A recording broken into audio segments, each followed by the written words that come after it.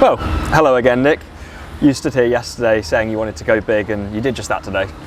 Yeah, pleasing day for myself and for the team. If getting 500 on that wicket is a good effort, and hopefully we can get the rest of the 19 wickets to win the game.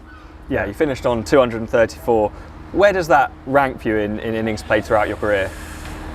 If we win, then it's a great innings, isn't it? If it's a ball draw, then it's not so great. But no, it was pleasing for me. Nice to be able to bat most of the day again today, and like I say, put 500 on the board for Essex is brilliant for us. That was your second highest career score to date, and your fourth double hundred, second only to Graham Gooch in that regard. Does playing those long innings come naturally to you, or is that a learned skill and something you practiced early in your career? Yeah, I think it's the innings is where you have so many low runs you nick off early as an opener.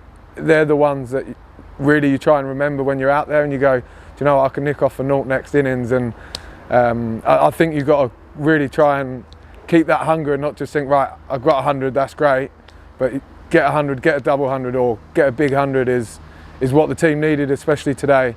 So I think for me it's about when you're in, make sure you score a big 100, and I suppose it helps your average at the end of the year.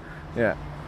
Today it ebbed and flowed. It seemed like Somerset bowled pretty tight early on, and then accompanied by Walter, you kicked on a bit, and then with Rossington as well, he had a bit of impetus. But there were definitely moments throughout the day where Somerset kept it tight and scoring runs was tricky. Did you always have a kind of a time and a number in mind for the declaration? Yeah, it kind of ebbed and flowed most of the day. Like you say, we had periods of scoring quite quickly, and then it stalled a little bit, and then we tried to score a bit more quicker. So yeah, it was a strange one of how to go about it. If you lose wickets at the other end, you kind of feel like you have to rebuild a little bit, not take too many risks. So it's kind of trying to manage that. And probably they bowled really well, I thought, actually, in the morning, and we struggled to get away where we thought we could get away early with some boundaries, but they bowled quite nicely. Paulie played really well today. I thought he was great. He probably should be standing here with 100 and doing this interview, but no, he was great. And what was I going to say? Like I say, you have times in the game where it stalls, and we managed to get through that and try to pick up the pace a little bit later on. But all in all, I think if you get 500, we're pretty happy with that. And shame we didn't pick up a few more wickets tonight, but hopefully tomorrow we can get some more and get these 19 wickets needed. Yeah, and just as it starts to rain, based on what we saw this afternoon, it still looks like a pretty good wicket to bat on, all things told.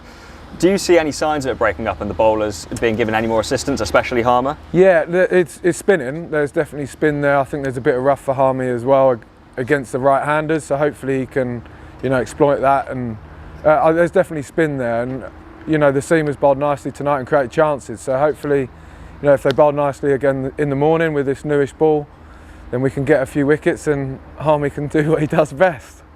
Yeah, I guess going into tomorrow, it's kind of that old cliche of the first session being a crucial one. Yeah, definitely right. If we bowl nicely in the morning, pick up these 2 wickets, these guys who are in at the moment, then you never know. And like I say, this team, like I said yesterday, this team never gives up, and hopefully we can get these 19 and win this game.